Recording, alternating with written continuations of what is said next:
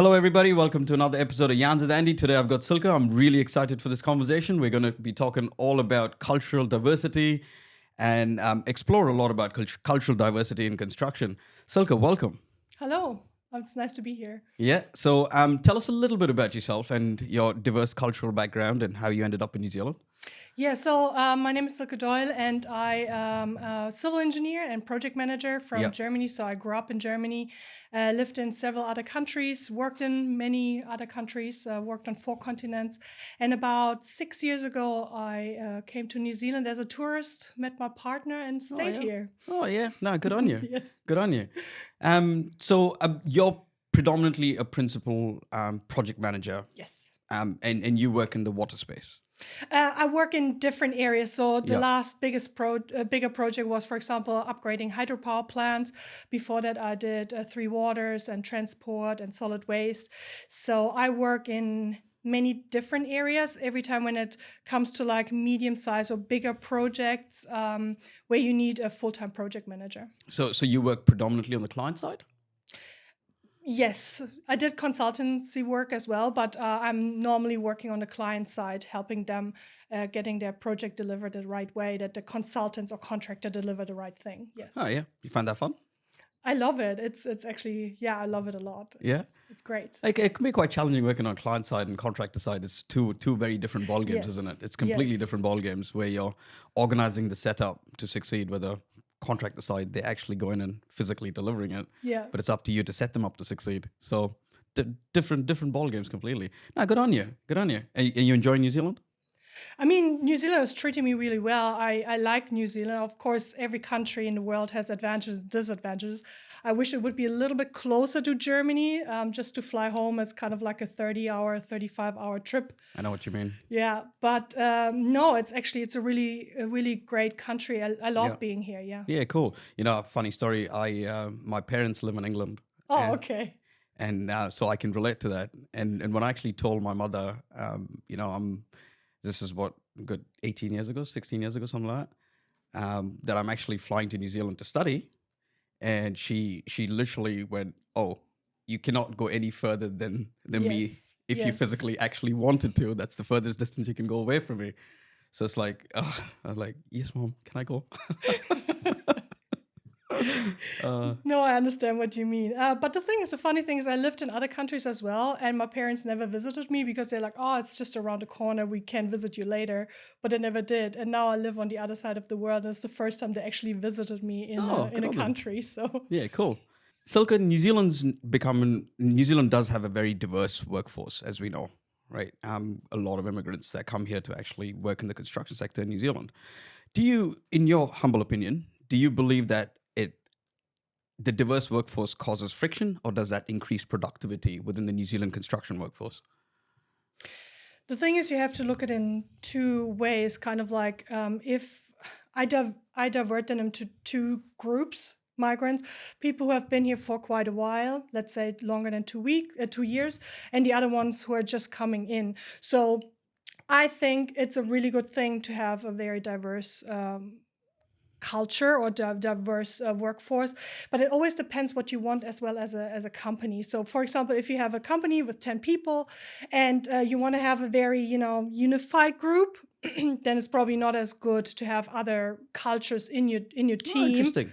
Because you want to have kind of like the same thinking pattern. As soon as you get people from other cultures in, they have different thinking pattern. So I worked in another company before, and it was really important that they have a lot of different ways of doing and thinking. So for them, it was a policy to get a lot of migrants in. Well, isn't it a policy for a lot of construction companies, though?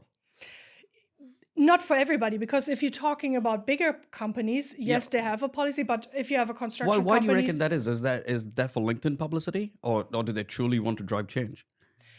No, because I think, it could be both, but I think because it's a very clickbaity subject, right? Yeah, cultural diversity. Oh, we're going to have a diverse workforce, and we're going to be known to having a diverse workforce. We're welcoming.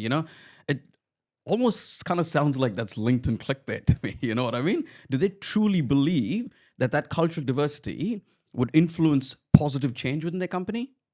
I don't know. It is a lot of work. It is We have 100%. we have to have in mind it is a lot of work. Yeah. Because you get someone in, for example, for me from Germany, I have a different way of working than a Kiwi, and it takes some time to actually get used to it. It took me 2 years to get into the mindset, the Kiwi mindset. And the thing is, bigger companies, they have actually the buffer to play with that, to see like, okay, this person fits a little bit more there, this person fits a little bit more there. If you have a smaller company with 10 people, you probably don't have this buffer. It's I'm not saying that they shouldn't get people from overseas into their company, but they have to be really aware that they have to put in the work and to figure out, okay, this person thinks different, they have a different background, and they do probably some things very differently, and you have to be aware of that. But it's also, how do you then integrate those people back Yes. into the company structure, Yes. systems, processes to then enhance productivity as well? Yes, because the thing is, I mean, if I talk about myself again, it took me 2 years to understand. When I came, I didn't know what iwi means, or Ah, hui. yeah. I Yeah. didn't know what engineer to contract is, because I didn't know the word. We have something similar in Germany, but it took me a year to really understand what does this role even do. Yeah. So people from other countries, they work in a different way. But you're gonna face that challenge in any country you go to, right? Yes, yes. That doesn't matter whether you go to Australia, the UK. The systems, I mean, the concept may be the same, but they're all going to be called different things, and they may do things ever so subtly. But okay. But again, back to my original question to wrap it up.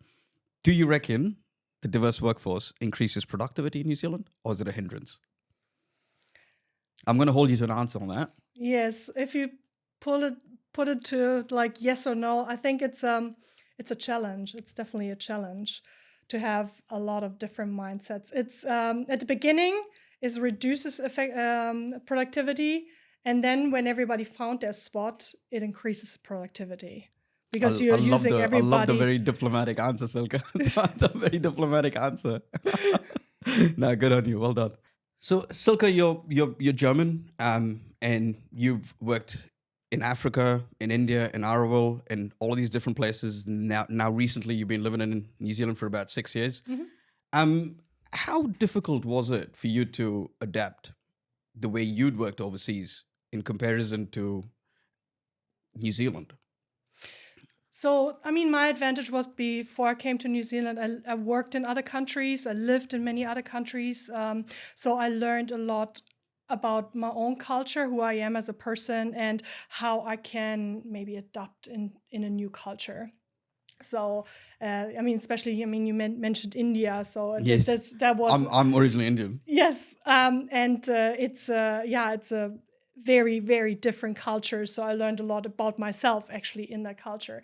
So when I came to New Zealand, I was already aware, okay, I'm coming into a new environment and I have to adapt. And it took me again 2-3 years to actually understand, how do I fit in? It's always my question, like, how much Kiwi do I have to become and how much am I allowed to be myself? Yeah. And right now, I would say I found a good way to be like, okay, I'm still German and I have my strengths and I bring something to the table. And in sometimes I just need to be more Kiwi. I'm like, okay, now is the space for being Kiwi and I have to step back being German. So it's kind of like a compromise. What does that mean to you? Being Kiwi or being German? What does that specifically mean to you? As an example, so if I'm in a meeting, I organize the meeting. So I'm German, I have an agenda and we're going through it. Every 10 minutes, we're talking about a different topic. That's my German way. But sometimes systems and processes, right? Right. Yeah, bang on. Bang on. Yeah, so I get very that. straightforward. So yeah. sometimes brutally straightforward. Those are the words I'd use. Is that wrong? Culturally wrong? No, it's right. Yeah. Okay. But then you're in a meeting with Kiwis and they need more space to discuss and to get to a point. So sometimes I have to step back and say, okay, now is Kiwi time, and I have to give them the space to do their thing. Even my private life, I would be just, say like, okay, we do it like this and this, but my partner, he's a Kiwi, fourth generation. So I let him do his thing. And then at the end, he comes to the same conclusion like me 10 minutes ago, but he needed the time. Yeah. Interesting. That is very interesting. I don't think I've actually ever thought of it like that, because when I came in as an immigrant, I quickly adapted and adopted to the culture here. To point, I even have a map in New Zealand on my arm and Oh, you photo. do? Okay. I think that's the third or fourth time I've said it on the podcast now. These guys Roll back the footage. roll back the footage. Nah, it's all right. So if you go to another country, would you say you're Kiwi or you're Indian? I'm a very proud Kiwi. I don't think I have a lot of Indian left in me, apart from. I mean, I'll always have my cultural roots and my heritage of Yeah. where I come from. Yeah.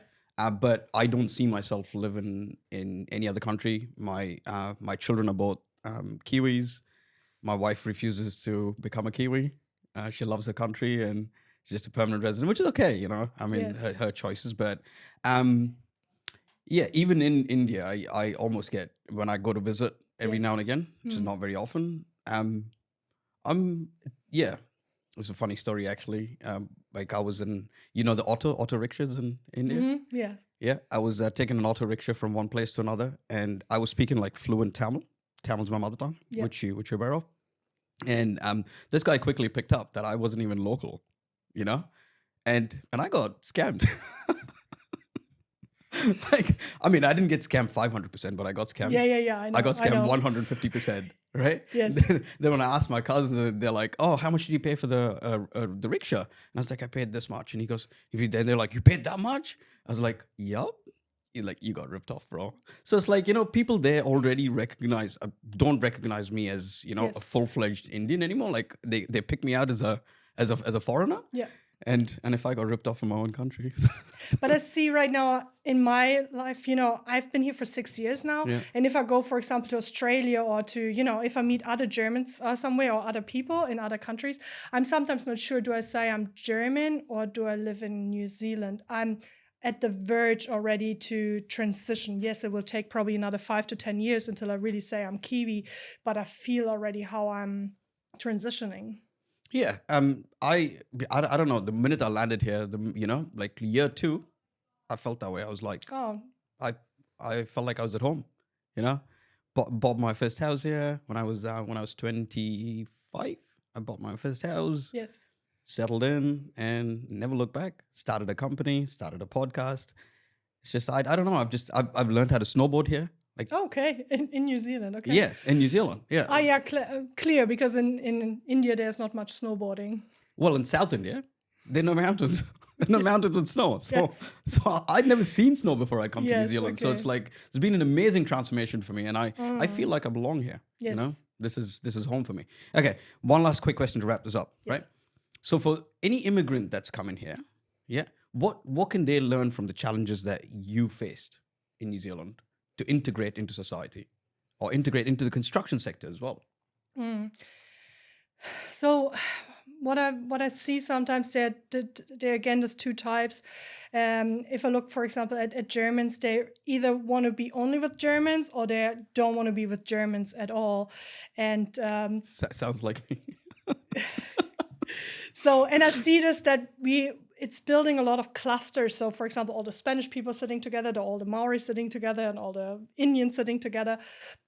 For me, it really worked out really well to have like a good mix. So I'm kind of saying for myself, okay, 30% of my friends are Germans and 70 is other cultures. You've actually quantified it. No, I didn't, but I'm just I'm giving you an example. So for example, once a month I'm having my German chat and I love it. I want to speak German at this time and I want to, you know, talk about bread in this meeting. And beer. And no, I'm not much of a beer No, you're drinker. not? No, I'm God damn it. sorry. Yeah, that's okay. But I want to embrace as well that I'm in New Zealand. So I have obviously friends from all over the world here as well. One is Dutch, the other one is Australian, the other one is Kiwi. So I want to have this diversity. It's not really about where this person is from. It's more like, you know, do you get along with this person? And the same thing at work. But no, look back. What advice would you give an immigrant coming into the country? And how can you help them, from your experience, integrate into society? The thing is, go out and mingle with other people. For example, Cool. if you join a sports club, mingle with the people you're not really, you know, familiar with. Like, go to the Kiwis, go to the Indian person, go to the Spanish person, because you learn a lot Yeah. about their culture and about yourself, and it helps you in your professional way as well. Because in New Zealand, everything is about uh, relations as well. And if you have a lot of people, this could maybe give you your next job as well. Yeah, 100%. Yeah, I've always said that loud and clear. You know, because I get some of these phone calls on LinkedIn, and say, "Oh, I'm looking for a job," and when I pick up the phone and I go, "Dude, so what have you actually done?" And they tell me, "Oh, I've applied on LinkedIn. I've applied on Seek." And I said, "Have you bothered picking up the phone and talking to the person and saying, 'Yo, can we catch up for a cup of coffee?'"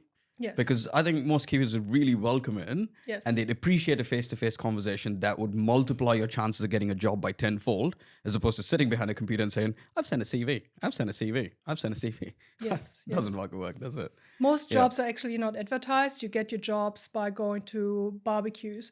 My partner, because he is a Kiwi, he goes to barbecues and he comes back with 3 job offers. Does he? And I was at the Mate, beginning. I need to hang out with your husband more, right? Yeah. And for me, because I came to New Zealand at the beginning, and at the beginning I had only a tourist visa. I didn't even have a working visa. So I had to write like 100, 200 applications because Yeah. I didn't have the... But can I ask you, how many people did you go meet when you were doing those job applications? Did you actually pick up the phone and actually call a job recruitment consultant and say, "Hey, can we meet up for a cup of coffee?" No, because it was not my culture. Yeah, see, I think that's the difference, and that's the value add. Is like Yeah. that's the one piece of advice I think the immigrants can take is pick up the phone, Yeah. call your recruitment consultant, call the person that's listed on there. They every time I think they have the name and number of the main person that's actually managing that recruitment. Can't be that difficult, can it? Yes. And what works really well today is going to networking events, sign up for, a networking group and just go. Suddenly you get so many offers and hints and like, "Hi, why don't you get in contact with Mike over LinkedIn?" And then suddenly you have a meeting with Mike. And so this is the Kiwi way. That's how you do it. It's connections. Yes. Yeah, that's really cool. So, Silke, you're not only a very renowned project manager that's worked for MAN, Mercury Energy, GHD, successfully running your own company today, client-side project manager, but I've also been told that you're an author of a book or 6 books? So these are 3 stories 3 stories? or 3 books published in 2 languages. So I have 6 books in total. Wow. And I'm right now working on a project management book as well. And I hope I can publish it next year. Okay, cool. Can you tell us a little bit more about the book that you've already written? Yes. So a little bit of a story why I wrote this book. So Cool. at the beginning, I wanted to write an engineering book, and it totally went really bad. It went downhill. Sounds very German. It was just too big. It was just too big of a mountain for me to climb at the beginning. So I decided, okay, I need to write about something where I don't have to do so much research, where I know the story, where I'm familiar with. So I went into a writing group. I learned how to write books, and then I said, okay, I'm going to write about my time in India. Oh, yeah. So the book is called The Color of the Sari. Oh, wow. So I wrote it in 2 languages. It's German and English. Yeah. And it's not, I'm using a pen name here. I'm here, Rebecca Allen. Oh, that's your pen name. Right. Oh, interesting. You have another pen name. Yes. So it's not exactly my story, but it's a story where, there's a lot what I experienced in the time in India and what friends of mine experienced at the time as well. From a very German perspective or just Yes. your experience perspective? Yes, it's from a very German perspective. It's a German person coming to Oroville, to South Oroville? India. Yeah, where I'm from. Yes, and and experience a construction area there. So working on in a vocational school and being in a construction environment and the problems this person faced during this time. That is really, really cool. So can you talk us through some of the problems that person faced in India, or you faced in India, or your pen name? What's your pen name again? Sorry. Rebecca Allen. Rebecca Allen faced. Yes, there we go. yes. Let's be specific, right? Not Silke. Problems we faced. I went really blind into the whole experience. It was like 2 months before I went to India, someone came to me and said like, "Hey, Silke, we need a civil engineer in India. Would you like to go?" And I'm like, okay, let's have a talk. And within weeks, I quit my job and went to India. And everybody said, "Oh my God, it's going to ruin your career. Don't do it." And I mean, the pay was very, very bad as well compared with the German pay. But I just had to do it. It's experience is for me more valuable than money. So I kind of took a taxi from Chennai, where the plane landed, to Oroville. It's a 3-hour drive. Yeah. And this was like the biggest culture shock for me. I'm like, oh my God, what have I done? Just seeing everything, I'm like, oh my God, I need to live here now for a whole year. And it took quite some time to get used, the heat, the people. It's a very small village. Yeah. Can I provide context on what our Oroville is for the listeners? Yes. So Oroville is a little town that's actually located in Pondicherry, or Puducherry, as it's called in Tamil. Yes.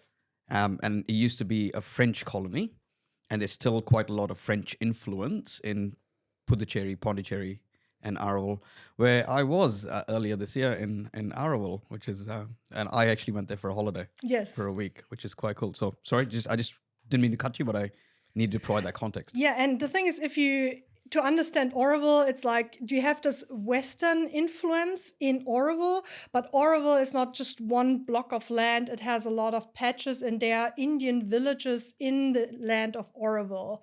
So it could be that you live in Alankupam or Ideanchavadi, and you're actually still in Oroville, but you're in India. So you kind of work with a lot of Western people and a lot of Indian people. Yeah. And just to get my head around that was just... Yeah. And the thing is, the Western people, they're a certain type of people. It's a lot kind of like from the hippies this time. So it's a lot of smoking weed. I didn't see that, but it's a lot of yoga. It's a lot of, learning Sanskrit and believing into the mother and Sri Aurobindo. So for me, where this practicing yoga as well. There's two cultures where I'm like, oh my God, I don't really belong to any. How do I fit into that? That can be challenging, because a lot of French influence, a lot of Tamil influence. Yes. And then you're German. Yes. Couldn't get more diverse than that. And then I worked at the school, and in the school, everybody speaks Tamil. Nobody spoke English, only the teachers. So I kind of had to communicate with them. And then I started learning Tamil. Yes, I learned for 1 year. I learned Tamil. Did you? What can you say in Tamil? Vanakkam sakyama. நான் நல்லா இருக்கேன். நீங்க எப்படி இருக்கீங்க? Tamil பேசுறேன். கொஞ்சம். ரொம்ப கிடையாது? No. Do you follow the cricket? No, sorry. You don't follow the IPL? You lived there for a year. How can you not follow the IPL? I feel so bad. No, I don't. Chennai Super Kings, dude. Chennai Super Kings. Come on. Okay, now I'm going to say something really bad. Go on. I don't follow cricket, and I don't follow rugby. And you don't follow rugby either? And I don't follow soccer either. I'm so sorry. We've got to revoke that New Zealand citizenship. Who's writing to Immigration New Zealand? I revoke that New Zealand citizenship. But even in Germany, it's all about soccer. I don't even watch soccer, even if it's the World Championship or something. So you're not a very sportsy person then. No. I mean, you write books, and the book is the color. I'm busy with that. I'm busy writing the books and being a project manager. So, and I mean, especially I was working with a lot of women who never really went to school. So, there were sometimes situations where I meant it well, and then I suddenly, they were angry with me, and I'm sitting there like, what did I do? What did I do? I didn't know. It's just a cultural difference in how you communicate with each other, and I had situations like this almost every week. So if I had to buy that book, what can I expect to give us a little bit of a flavor of what I can expect to read? Apart from, I understand it's the journey. It's your journey. You've documented your journey for a year, which is, I think, amazing. It's beautiful. Such an amazing thing to do. Like, someday I'll probably write a book about me moving to New Zealand and starting a podcast. I don't know. Yeah. I'll call you for tips, but there are a couple of fictional things in there. So, for example, this person falls in love. I didn't fall in love at this time. So I just wanted to, get a little bit more this conflict between, Indian and German mindset. This was a good way to do it. So it's there are kind of like three things in there. One is kind of explaining a little bit Orville and how this works. The other thing is the Indian culture, what problems came up with the Indian culture, and then construction. So what challenges did you have with construction in India in this area at this time? I almost want to buy the book now and read it. Yeah, go for it. Go for it. Like, you're literally talking everything that's related to me, you know? Yes. Yeah, apart from the falling in love part, that I'm not really interested in. I mean, it still can happen, you know. It can happen. Yeah, not anymore. I'm happily married with 2 children. So, yeah, and I had an arranged marriage as well, by the way. if you didn't know. Okay. Yeah, you would have understood And the that thing from a is, culture difference. my mind changed since I was in India. Before, I'm like, oh, arranged marriages is nothing for me. But as I went older and I went to many weddings in India. And Have I'm you? like, yes. And What I'm do you like, What do you think of the wedding? Colorful? I mean, 5-day weddings? this were 3-day weddings. Mhm. And for me, it's still like, why is this wedding at 5 o'clock in the morning? So that was the biggest challenge. Like, oh, I have to be dressed and ready at 5 o'clock in the morning. So it was super interesting because it's so different from a German wedding. Yeah. And then I saw how the marriages afterwards, how they developed. And obviously, yes, some worked out, some didn't. But I'm like, I'm surprised how many actually worked out. So You know why though? why? I have a theory behind that. I have a very interesting theory as to why arranged marriages work as opposed to why you have Yes. more divorces in a love marriage as opposed to an arranged marriage. So, my experience only, again, disclaimer. So, we had an arranged marriage, but then like my wife and I actually met in person earlier. But that's about it. You know, after that, we just got married. We met a couple of times. At best, she lived in Malaysia, I lived here. We met a couple of times. And after that, we got married and then got shipped to New Zealand and put in a house. And, you know, so when we started living together, it's not like we were in love with each other.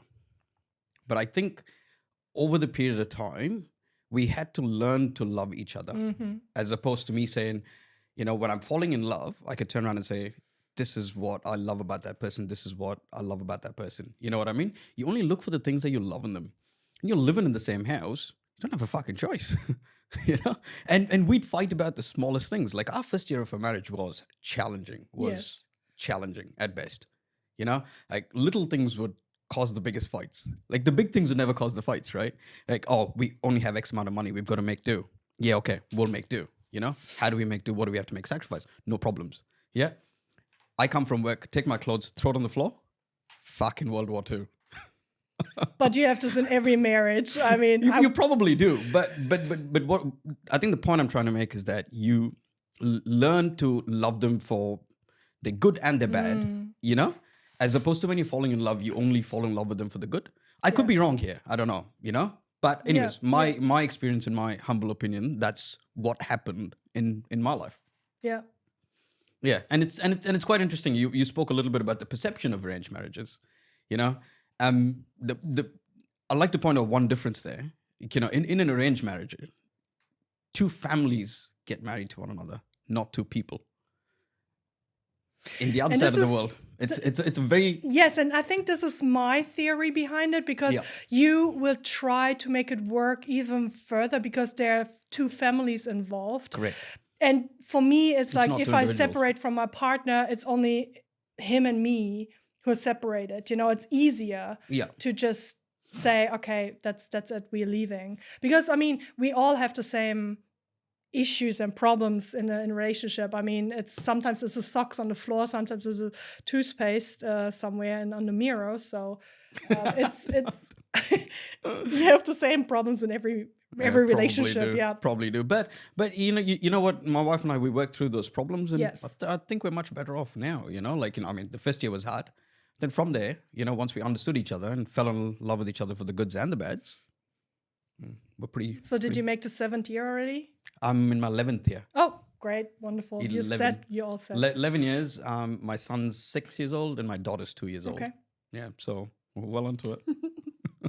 I still have the 7th year in front of me, so we have only been together for 6 years. So Yeah. next year is going to be probably Yeah, challenging. There we go. There you go. All right, Silke, just wrap that up. If people want to buy that book, how do they get access to that book? The Color of the Sari. Yeah, the color of the sari. Can you show us the book? There yes. we go. So I sell it on Amazon. On Amazon. Amazon. Give us the links. We'll probably put the links down if anybody's interested in understanding a whole German that actually went to India, lived in a French colony Yes. and built. And what did you construct? Sorry. So I worked in a vocational school. Yep. So we trained masons, Yeah, and right. at the same time we constructed a workshop, which is kind of like an extension of the classrooms. Amazing. So if that's of interest to you, please go buy Silke's book. Silke's promised me a commission, by the way, so please buy the books. All right. Silke, you've worked in Cameroon, Ethiopia, Germany, India, New Zealand. So what keeps you motivated to take on high-stake projects with all of that diverse working culture that you've had? Yes. The thing is, it's kind of everything is just happening by coincidence, pretty Is it? much. Yeah. Yes. So you're a go with the flow type of person? Yes, I go with the flow. Yeah. Which sounds pretty bad because I'm a very structured person. But the thing is, so And you're German? Yes, I'm German. So, for example, India. Someone came to me and asked me, "Are you interested?" And I'm like, "Oh, yeah, why not?" Coming to New Zealand, I was working in Germany, and I met a woman in the evening, and she's like, "Oh, I'm going to go on a world trip in 6 weeks." And I was so jealous that I said, "You know what? I don't have to be jealous. I can just quit my job and come with you on the world trip." And then I came to New Zealand and met a man, and I'm like, "Okay, I'm going to stay here." So what I'm going to say with this is kind of like, opportunities are out there all the time. And if you say yes, something great can happen. And then it's just like, so for example, the project in Cameroon or in Kenya, it happened by coincidence. And I'm really thankful for that, because it gives me, I learn a lot. I'm a very curious person, and just this projects out of the box, like out of my comfort zone, I learned so much about that. No, that's really, really cool. Yeah. And I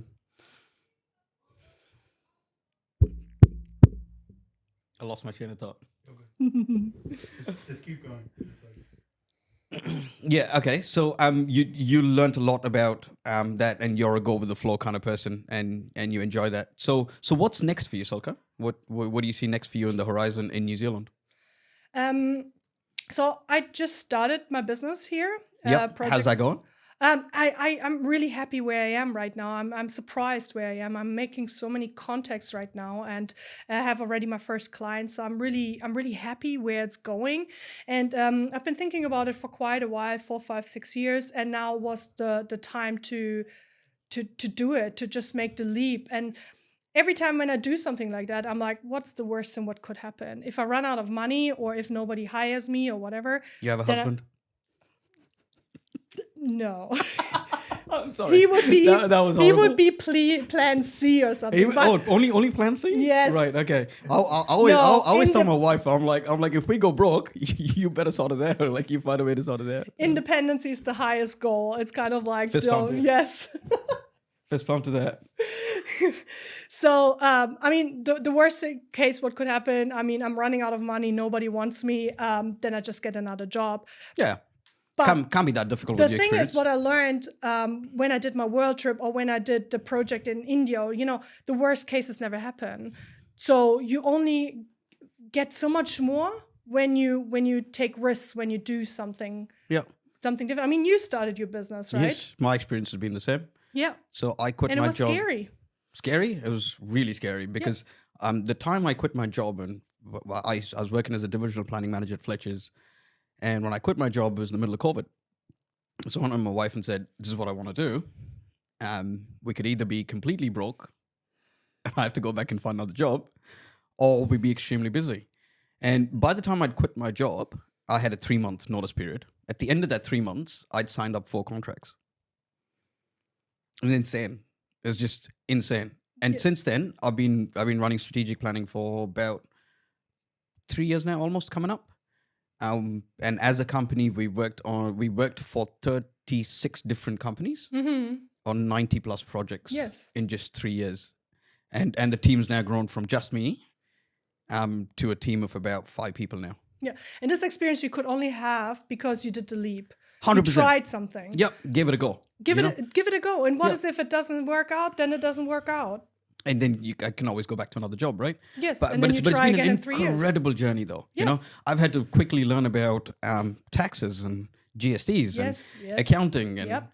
what is RWT, what is DWT. Mate, don't get me started on all of that, all of this accounting And terminologies. all the marketing stuff, on LinkedIn and stuff. Yeah, And that's been a journey on itself as well. Yeah. And the attention seekers have been really kindly, like, amazingly taking care of that for me. Like, they've sorted me out for the last 3 years. It's been incredible. Like, I now there's 15,000 people follow me on LinkedIn, which is insane, and they're all from the construction industry, which is yeah. So if you make the leap, then a lot of great things could happen. 100%. Yeah, wise words from Silke. There you Yes. go. The thing is, my favorite phrase is, "You always get what you always got if you do what you always did." Okay. Yeah. Fair enough. That So makes if you sense. want to have change, you have to do something different. I couldn't agree more. Yes. Yeah. What's that famous South African saying as well? Oh, I don't know. I'll tell you. No, Safa told me this when I was working in New Zealand Steel. He said, "Oh, if you're unhappy, move. You're not a tree." I've heard that one. You see? He But said it that is one. right. It is It's absolutely true. right. It's 100% true. Nah, fair enough. Anyway, Silke, thank you so much for your time. I really appreciate you being here. All your valuable insights. Vanakkam. Thank you. All right. Danke. All right. Schön hier zu sein. Es freut mich hier zu sein.